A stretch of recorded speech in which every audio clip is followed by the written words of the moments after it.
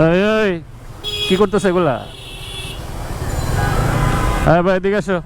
তোমরা যে এদিকে পানি মারো, ওই যে মানুষের গায়ে তো পানি গিয়ে লাগে, এটা দেখছো? রাস্তায় কাজ করি, বুঝি নাই। রাস্তায় কাজ করি তো, হ্যাঁ মাঝে সাথে যায় মানুষের শরীরে। আচ্ছা, তো রাস্তায় কাজ করো, মাঝে মধ্যে মানুষের শরীরে ছিটা যায়, ফুটপাতের মধ্যে বাইক কেন ওয়াশ করো? হ্যাঁ, দোকানে মালিক আছে? মালিক কই? আপনি মালিক? আপনার প্রথম অপরাধ হচ্ছে আপনি ফুটপাতে বাইক ওয়াশ করেন, এরপর আবার বলতেছেন মাঝে সাঝে মানুষের গায়ে পানি যায়। মানুষ চলাচল করে, এদিকে মানুষের অপরাধ। হ্যাঁ, তো আপনার মন চাইলে আপনি টিন দিয়ে এখানে ইয়ে উঠে নেন। দখল তো করেই রাখছেন অলরেডি। তো দখল না এটা, আপনি যেখানে কাজ করতেছেন এটা তো দখলই হইলো।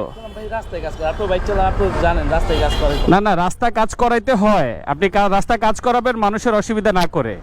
মানুষের প্রবলেম, আপনি এই যে লোকজন অফিসে যাচ্ছে সকালবেলা, এদের গায়ে পানি লাগতেছে, আপনি যে পানি মারতেছে বাইকের ময়লা পানিগুলো এই পথচারী সবার গায়ে লাগতেছে। মানুষ আপনাকে কিছু বলবে না, তারা চলে যায়, ভাবছে যে কথা বাড়াল, আপনাকে কেউ কিছু বলবে না। এটা আপনার বিবেক খাটে আপনাকে চলতে হবে। আপনি কোথাও যাচ্ছেন, আপনার গায়ে যদি কেউ পানি মারে আপনার খারাপ লাগবে, এটা ভালো লাগবে না। একটু ঠান্ডা মাথায় এগুলো চিন্তা করেন। হ্যাঁ, খুবই অদ্ভুত রকমের উত্তর দিল।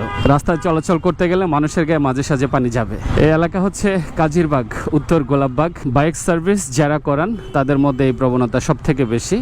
এই জায়গায় একই অবস্থা, বাইক ফেয়ার এবং পাশে মামুনি অটোস, দুইটা দোকান খিলগাঁয়ে অবস্থিত। মোটামুটি ফুটপাতের সবটুকু জায়গা দখল করে বাইক সার্ভিস করেন এবং একই সাথে রাস্তার অনেকটা জায়গা জুড়ে বাইক ওয়াশ করেন। ওই যে দেখেন কিভাবে পানি যাচ্ছে, ওই যে পাশের রিক্সাওয়ালাদের গায়ে লাগতেছে। হয়তো আসা যাওয়ার পথে অনেকেই চলে যান, কেউ দাঁড়ান না বা কেউ কিছু বলেন না।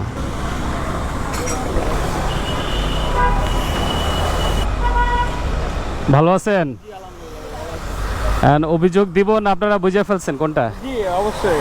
রাস্তায় যদি কাজ করেন এই পানিটা মানুষের গায়ে যায়, কিন্তু আপনারা পজিশন ভাড়া নিয়েছেন, এইটা মানুষজন হাঁটাচলা করবে এই রাস্তায়, কিন্তু আপনারা রাখেন না। ফুটপাত কিন্তু মোটামুটি আপনাদের নিয়ন্ত্রণে পুরোটা। ঠিক আছে, অনেক সময় দোকানের স্বার্থে একটু ফুটপাতে আনতে হয় বা আপনারা নিয়ে আসেন, ওইটা মানুষ মেনে নেয়, কিন্তু আপনার তো পুরো রাস্তাটা যেভাবে কাজ করেন তো অনেক দিন থেকে, আজকে থেকে না, অনেক পুরনো। এটা আপনারা নিজেরও বুঝেন, দেখেন, জানেন। কথা কি আমরা মানুষজন গেলে একটু সেরকম ভাবে পানি মারি যাতে না, আমি এটা না, আমি দেখছি এটা মানুষজন যারা যায় অনেকে ওই সামনে যখন চলে যায় না খুব বিরক্ত হয়, কিন্তু কিছু বলে না। আপনার ওয়াশের পানি তো এটা ময়লা পানি, এই যে এতগুলো রিক্সা যাচ্ছে ওনাদের গায়ে কিন্তু লাগে পানিগুলো। হ্যাঁ শুনেন, আপনি রাগ করলেন আমার কথা না, আমাদের একটু ভাই আমাদের জায়গা থেকে একটু কনসাস হইতে হবে ভাই, একটু খেয়াল রাখেন, একটু গুছিয়ে করেন যাতে মানুষ বিরক্ত না হয়, এমন ভাবে করেন। সমস্যা নাই, দেখে শুনে একটু খেয়াল রাখেন। যাই হোক, বিরক্ত করলাম, কিছু মনে নেন না, আমার মনে হয় আপনি বুঝের মানুষ, বুঝবেন। হ্যাঁ ঠিক আছে, ভালো থাকেন। আপনারা তো ওয়াশ করেন এখানে না ভাই?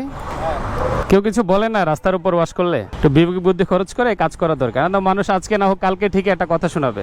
এই ব্যাপারগুলো নিয়ে মানুষ আসলে কেউই ঝামেলায় জড়াতে চায় না, কেউ কথা বলতে চায় না। বাট হ্যাঁ, দোকান মালিক যারা আছেন, এটা আপনাদের ব্যবসা প্রতিষ্ঠান, আপনারা এমনভাবেই করেন অন্তত অন্য সাধারণ মানুষের কোনো প্রবলেম না হয়। যদি এই যুক্তি দেখান আমরা আমাদের সেফলি করি, আপনার প্রত্যেকটা কর্মী বা যারা কাজ করেন এরা সবসময় ওইরকম ডান বাম দেখে খেয়াল করে কিন্তু কোনো কাজ করতে পারে না। বাইক ওয়াশের পানি এটা একটা ময়লা নোংরা পানি, অনেকেই এদিক দিয়ে রিক্সা দিয়ে যাচ্ছেন, তার গায়ে সে পানির ছিটা লাগতেছে, সো সে হয়তো মন খারাপ করলো, হয়তো মনে মনে দিয়ে একটা কথা শোনাইলো, কিন্তু আপনাকে কিছু বললো না। তো এই ব্যাপারগুলো মনে হয় নিজ থেকে একটু বুঝিয়ে নিলে ব্যাপারগুলো সুন্দর হয়। এই যে হাতের বাইরের একটা দোকান, ওই যে ফুটপাত, মোটামুটি একই অবস্থা। খিলগাঁয়ে এরকম একটা দুটা না, বেশ কিছু দোকান আছে যেগুলোতে আসলে সবাই এইভাবে কাজ করেন। এই দোকান মালিক বা এই দুই ভদ্রলোককে আসলে বিনয়ের সাথে বললাম, যাই না ওনারা কতটা কি বুঝছেন, কিভাবে নিচ্ছেন আমার কথা। আই হোপ ওনারা এটা বুঝবেন এবং নিজ থেকে কিছুটা হলেও ফুটপাত এবং রাস্তাকে দখলমুক্ত রাখবেন।